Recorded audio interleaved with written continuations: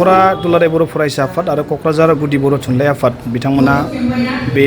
Kokrajhar higher secondary girls बेयाव गोलोम बोथोरनि बेसेन नाङै फोरोंथाइ बादा बिथांमोना खालामदोंमोन आरो बेखौनो दिनै फोजोबनाय जे हाबाफारि बेयाव आंखौ बिथांमोना लिंहरनाय हिसाबै आं बाहागो लाफैदों आरो बेयाव बाहागो लानानै जोबोदै गोजोननाय मोन्दों। बेयाव गोबां फरायसाफ्रा बाहागो लादों आरो जि बिथांमोननि साननाय बियो मोगथां महर दिनै मोनबाय आरो बेजों लोगोसे बेयाव बाहागो लानाय फरायसाफ्रा एसेबाबो थुलुंगा मोन्दों बा सुबुरुन मोन्दों जों बेखौ नुदों आरो गोबां फरायसाफ्रा बेयाव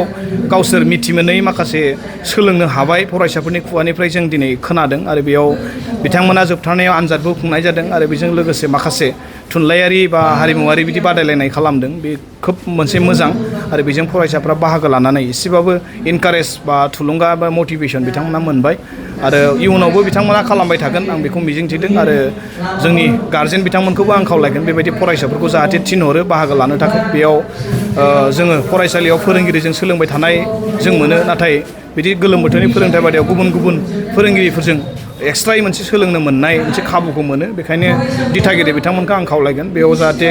बयबो फरायसाफोरखौ थिनहरो उननि समफोराव आरो उनाव निस्सय बेबायदि हाबाफारिया जालांबाय थागोन बेखौ दुलाराय बर' फरायसा आफादनिफ्राय मोनसे जोंनिफ्राय मिजिंथिबाय आरो गाहाम हामलायनाय जासिबाय। बर' बिजोंनि जिथु फरायसा बिनि अनजिमाया लासै लासै खमायलांनो हमदों लोगोसेनो जे आसामनि गुबुन गुबुन जायगायाव थानाय जे बर' बिजोंनि फरायसालिफोरा दिनै एमाइग्रेसन जानायनि लामायाव सरकारा बेबायदि नटिस दैथायगासिनो दं बे बिथिङाव एबसुनि फारसेनिफ्राय मा राहा लागोन? दुलाराय बर' फरायसा आफादनिफ्राय जों नोजोर होबाय थादों बोसोरफ्रोमबो जोंहा 1000 2000 माने मेट्रिक होग्रा अनजिमा फरायसाफ्रा खमायलांगासिनो दङ सिगां 20,000 गाहाम जायोमोन नाथाय दायो 16,000सिम सफैबाय खमायनानै बेखायनो जोङो गोबां समाव दुलाराय बर' फरायसा आफादनिफ्राय आसाम सरकारजों रायलायनानै मिथिनायनिफ्राय जों गोबां गामि गामि गिदिंनानै फरायसालियाव फरायसा बारायनांगौनि थाखाय जों गोबां हाबाफारि जों लाबोदों सिगां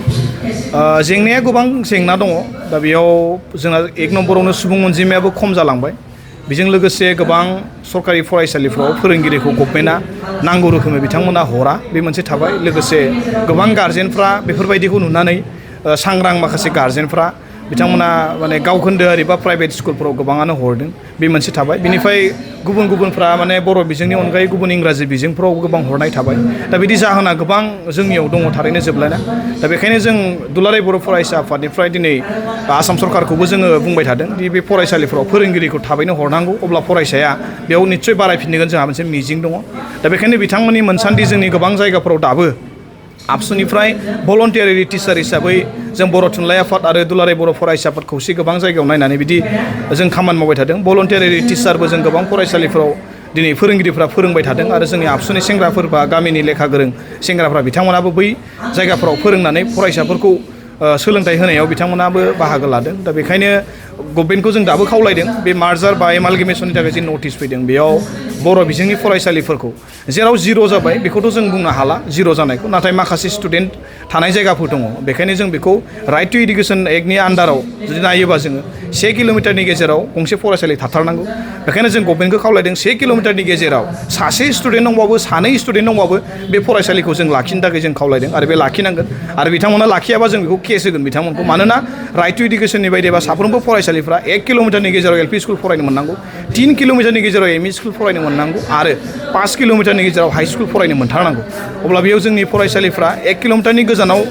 जुदि एमालगेमेट जायोबा बै जायगायाव 3-4 स्टुडेन्टफोराथ' मोनसे जेंनाजों मोगा मोगि जागोन बे फरायसाफ्रा बहा फरायगोन बेखायनो जों आसाम गभर्नमेन्टखौ खावलायदों आरो आसामनि सोलोंथाइ मन्थ्रि बिथाङा गावनि टुइटारनि गेजेरजों बा मेसेजबो मोनसे होखांबाय दि 1 किल'मिटारनि गेजेराव थानाय फरायसालिफोरखौ दोननाय जागोन बेखौ जोंबो दा जों बे लिस्टखौ बर' थुनलाइ आफाद आरो दुलाराय बर' फरायसा आफाद जों बेखौ नायथिंगासिनो दङ जों जिल्लाफोरखौ रिपर्ट खालामजोबनो होदों दि बबे 1 किल'मिटाराव दं बबे बेसेबां इनरलमेन्ट दं आरो बिथांमोननि गभर्नमेन्टनि लिस्ट होनाया बेसेबां सैथो बेखौबो जोङो नायबिजिरदों आरो बिनि सायाव दुलाराय बर' फरायसा आफाद बर' थुनलाइ आफाद जों खौसेयै जेब्लाबो जों खामानि मावलांबाय थागोन।